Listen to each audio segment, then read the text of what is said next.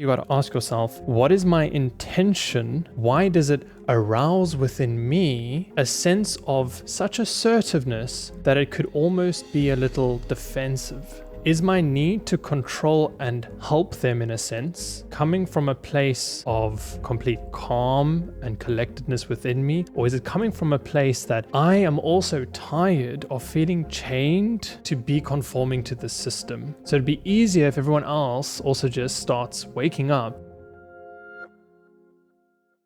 Hey, welcome. If you're new, I'm Ken. I help spiritual coaches, facilitators, and soul-led leaders expand their capacity for impact and fully hold the mission they know they came for. This video comes from one of our monthly Q&A events. Today's question is: I have this problem where sometimes me being authentic seems to trigger less awakened people, especially in sales calls with prospective clients, and I end up feeling challenged and a little bullish. It sometimes feels pointless trying to shift their perspectives to something more open-minded, even for their own benefit. You touch on a couple of quite important things. Firstly, the manner in which we can help others that are awakening or haven't awakened yet, in a sense, right? How do we assist them? Because sometimes we see in our life someone that we can clearly understand where they're at, and also maybe even what they need to do to shift those things, to adjust their life.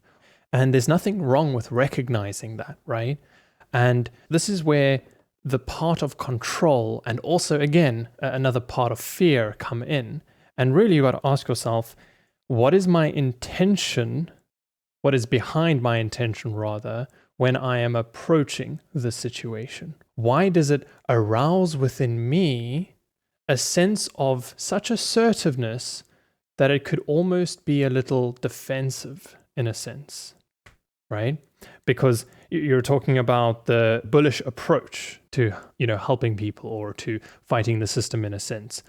And yeah, sometimes we need the warriors, right? Sometimes we need to fight the system, right? That's part of evolution of consciousness, but we can't fight something with the same energy if we want to adjust that energetic state. Just like you can't make a color blue by adding more red. It sounds ridiculous, but it's all an energetic game, in a sense. So if I am approaching it with the same energy as where they're at, in a sense, that is not actually going to be supportive or helpful to them. Before we get back to the video, if you're a coach, facilitator, or practitioner, and you know you are here for a mission, to be part of a shift and create a great impact, then I have a gift for you. See, it's my mission to help soul-led leaders to get to their next level of impact by tapping into their full power and intuitive clarity to fully hold the frequency they are meant for. Most tools and methods out there can only get you so far in this journey, and it's my job to share channel systems and tools for your next level. So take the 30-second quiz to receive a premium activation meditation tailored to your specific mission goals. This is the same caliber of tool that my private clients use, and it activates that power within you in just 15 minutes a day. So enjoy. The link is down below. So this is the part where we've got to understand, okay, so is my need to control and help them, in a sense, coming from a place of complete calm and collectedness within me? Or is it coming from a place that I am also tired of feeling chained to be conforming to the system?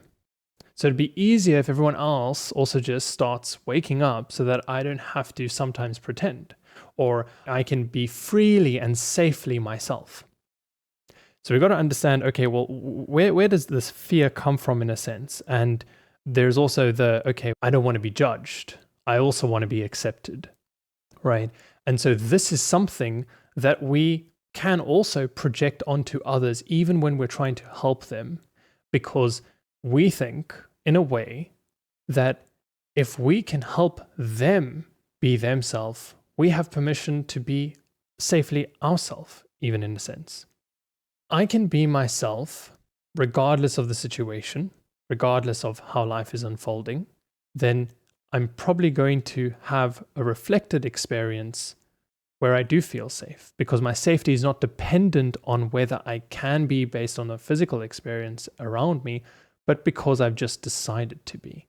When you don't feel safe being yourself and you notice you are triggering someone else, feeling also possibly judged, feeling like you're not seeing and understanding them fully, you can also look at yourself and say, well, actually, hold on. I don't fully feel understood and seen because I have to conform to this certain situation or this certain person's ideas as well. Because to help them feel seen, I have to do something that is not resonant with me in a sense. So again, there can be complexities here, but boiling it down, simply speaking, it pertains to the fear of being accepted in a way. It pertains to allowing yourself the freedom and the expression to be you, and then expressing that. When there's frustration, when there is some, let's say, need to defend, we can kind of immediately step back and say, okay, hold on. Perhaps I'm also fighting something that is within me. In other words, I'm experiencing a reality that is reflecting something that I don't like about myself. A lot of the time when we want to help someone else from such a space of control, of having changed them for the better, it's because everyone else is a reflection of something within us, and it might be even a part we don't like about ourselves.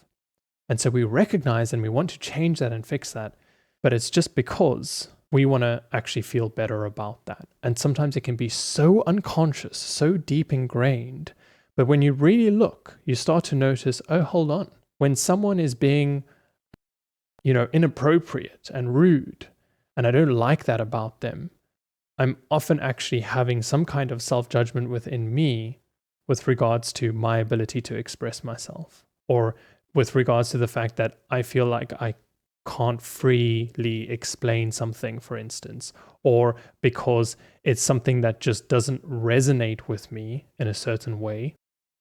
And because it doesn't resonate with me, it's not aligned with me, I don't want to be experiencing that. So it's still a rejection, either of yourself, of the experience that you're having. And that rejection is again coming from a place of judgment.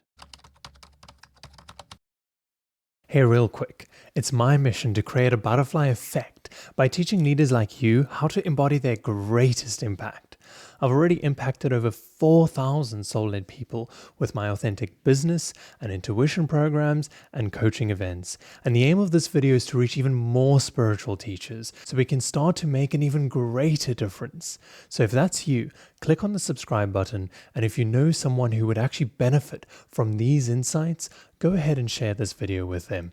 Thank you for helping me with my mission and for helping them with theirs.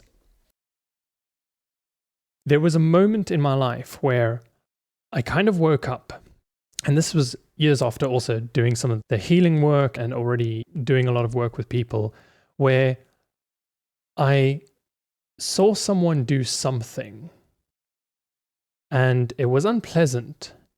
And I immediately recognized the reaction that it actually had within me. And it made me understand, oh, what can I love within me, in a sense? What is it that I can love and accept within me? Because when you can accept yourself fully, it starts to become easier also to accept situations around you in your life. It starts to become easier to accept people in your life and how they are. And so your being becomes no longer conditional, but unconditional. So you truly give people the space to be as they are. You give them their free will. And you have yours as well. So when you recognize yourself in others, when you can accept yourself or even just others, you start to also free yourself in a sense. And so they no longer also have such reaction of being offended because it's not coming from a place of you rejecting your self-acceptance in a sense. And I was able to open myself in such a way that I can accept people where they are, how they are, even if it's at the detriment of their own experience, because I understand that is their path. And those negative things that they might even be experiencing or doing or putting on themselves, the weight they may be carrying on their own shoulders, is more than often enough self-inflicted, but that's their choice.